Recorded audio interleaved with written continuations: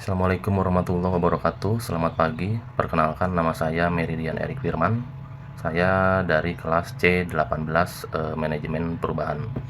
Kali ini saya akan menyelesaikan tugas terkait dengan hasil dari pertemuan saya dengan pemilik bengkel Motekar Jaya Motor 2. Motekar Jaya Motor 2 berlokasi di Perumahan Puri Persada Indah, Desa Sindang Mulia, tepatnya di Kecamatan Cibarusah, Kabupaten Bekasi. Motekar Jaya Motor 2 tersebut sudah mulai berdiri dari tahun 2013 dan dimiliki oleh Bapak Ayi. Untuk bengkel, awalnya hanya merekrut satu orang mekanik dan dijaga secara administrasi oleh yang bersangkutan langsung. Semakin berkembangnya teknologi, semakin berkembangnya kapasitas perbengkelan, semakin banyaknya untuk permintaan perbengkelan ke tempat usaha beliau, sehingga dalam 5 bulan terakhir setelah berdirinya, beliau merekrut kembali 2 manpower mekanik. Semakin berkembangnya waktu, beliau menambah untuk tools, baik itu tools hidrolik ataupun peralatan-peralatan lainnya, sehingga untuk perbengkelan yang dia usahakan menjadi sempurna. Sebelumnya, perbengkelan terkait dengan pencatatan, terkait dengan perekrutan, terkait dengan operasional, mereka melakukan secara manual. Dalam beberapa tahun terakhir, mereka melakukan beberapa perubahan, diantaranya dari sisi rekrutmen, diantaranya dari sisi promosi, diantaranya terkait dengan pencatatan inventory, selanjutnya terkait dengan proses pencatatan keuangan. Hasil dari diskusi dengan Pak Ayi terkait dengan proses pencatatan keuangan yang tadinya beliau tidak mengerti apa itu pencatatan akuntansi, bagaimana metode pencatatan pembelian, bagaimana metode pencatatan harga pokok penjualan, bagaimana apabila dia memiliki hutang ataupun memiliki piutang. Juga bagaimana mereka mencatat laporan keuangan khususnya di profit and loss. Dahulu mereka mencatat manual dan tidak terarah, sehingga mereka tidak bisa menganalisa berapa pencatatan penjualan mereka, berapa pencatatan pembelian mereka, dan berapa sih laba yang mereka dapatkan dalam satu periode. Dikarenakan berkembangnya waktu, mereka mulai menganalisis berapa laba yang mereka dapatkan, bahkan mereka sudah menganalisa sampai dengan proses penganggaran, target berapa penjualan yang harus dilakukan, target berapa laba yang harus mereka dapatkan. Selain itu, dari sisi inventory, mereka telah melakukan perubahan antara lain proses name tag, pemberian name tag, sehingga mereka bisa melacak material-material yang disimpan di gudang, karena mereka selain melakukan name tag juga melakukan lokasi pencatatan, ada di rak nomor berapa, contohnya ada di laci nomor berapa, seperti itu.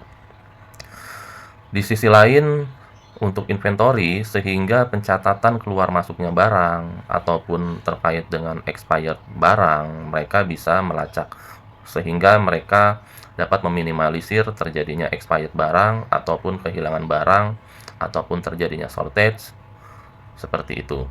Selanjutnya di bagian promosi, karena berkembangnya zaman, banyak sekali media sosial yang mereka pakai untuk media promosi, diantaranya melalui TikTok, melalui YouTube, Instagram, Facebook, dan lain-lain. Sebelumnya, mereka hanya melakukan promosi via banner-banner saja. Akan tetapi, saat ini mereka melakukan perubahan melalui media sosial. Bagaimana perkembangan signifikannya?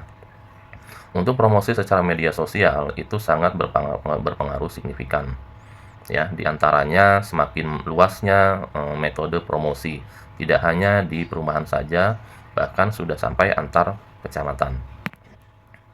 Sedangkan dari sisi operasional, baik itu operasional internal atau sampai ke proses pelayanan ke konsumen, mereka sudah melakukan berbagai macam strategi, di antaranya yang tadinya mereka hanya memberikan catatan-catatan khusus bagi karyawan khususnya, akan tetapi saat ini dia sudah memberikan pencatatan berupa SOP, baik yang tertulis ataupun melakukan briefing setiap paginya.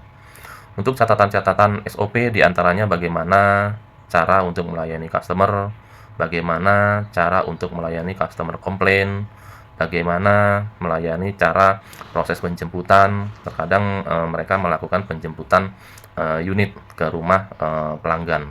Pelayanan tambahannya seperti itu. Ditambah lagi bagaimana proses apabila melakukan servis ringan ataupun servis berat ataupun analisa-analisa servis lainnya. Sehingga untuk operator-operator bengkel yaitu mekanik, dia akan terus teringat sehingga mereka punya acuan dasar dalam bekerja.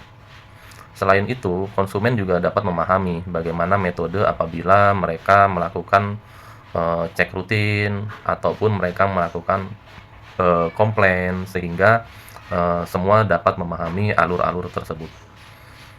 Selanjutnya terkait dengan sisi keamanan di usaha yang beliau lakukan, yang sebelumnya tidak punya CCTV, yang sebelumnya masih acak-acakan, saat ini mereka sudah melakukan perubahan, yaitu dengan cara pembelian unit CCTV, sehingga untuk customer untuk bagian perbengkelan, dia bisa memahami, dia bisa melihat pergerakan-pergerakan yang terjadi di area bengkel. Semisal bengkel terparkir, motor terparkir di bengkel dan si customer pulang ke rumah. Apabila tidak ada CCTV, maka tidak bisa mengetahui apabila terjadi kehilangan sesuatu barang. Begitu juga terkait dengan kehilangan-kehilangan yang terjadi di bengkel untuk tools-toolsnya contohnya. Dan untuk antisipasi apabila ada karyawan yang nakal, mencuri ataupun selain sebagainya. Untuk yang lainnya terkait dengan kebersihan, mereka berbicara apabila melihat suatu bengkel, keadaan itu kumuh, banyak oli berkerak, licin ataupun lengket. Nah, mereka terapkan bagaimana caranya bengkel yang dia usahakan itu adalah ramah lingkungan. Sehingga apabila customer datang untuk melakukan pelayanan perbengkelan, mereka itu akan merasa nyaman. Selain kebersihan, mereka memberikan fasilitas-fasilitas Wi-Fi, memberikan fasilitas tontonan gratis seperti Netflix ataupun YouTube ataupun apapun gitu ya, yang mereka sediakan. Juga antara lain untuk pemberian snack. Biasanya kalau misalnya dia untuk servis berat sehingga membutuhkan waktu yang tidak sebentar, dari pemilik bengkel akan memberikan snack berupa minuman gratis ataupun makanan-makanan ringan, sehingga mereka akan diberikan kenyamanan. Saat ini bengkel sudah berjalan hampir 2013 sampai dengan ke 2024, berarti sudah lebih dari 10 tahun ya. Nah, yang tadinya dia hanya memiliki satu unit ruko sebagai tempat usaha, saat ini dia sudah memiliki 2 unit ruko. Selain itu, tools-toolsnya dia upgrade, ditambah dengan mesin hidrolik. Untuk pelayanan-pelayanannya pun saat ini mereka sudah mulai ditambah. Apalagi sekarang sedang terjadinya fenomena kendaraan listrik, sehingga mereka sudah mulai mengupgrade pengetahuan teknikal. Selain itu, dari sisi proses rekrutan karyawan yang dia miliki, saat ini mereka sudah bekerja sama dengan pihak desa, antara lain dengan cara mengakomodir informasi penerimaan secara selektif untuk anak-anak lulusan SMK, otomotif ataupun elektro. Sehingga untuk proses magang ataupun pasca kelulusan, bisa saja apabila ada peluang bisa bekerja sama dengan bengkel tersebut, sehingga untuk calon-calon karyawan yang masih muda, dia tidak harus kehilangan masa muda sebagai pengangguran, karena setidaknya mereka bisa sebagai tempat untuk salah satu pilihan dalam bekerja. Mungkin salah satunya seperti itu untuk manajemen perubahan yang terjadi dalam kunjungan kami di bengkel Motekar Jaya Motor 2. Terima kasih. Wassalamualaikum warahmatullahi wabarakatuh.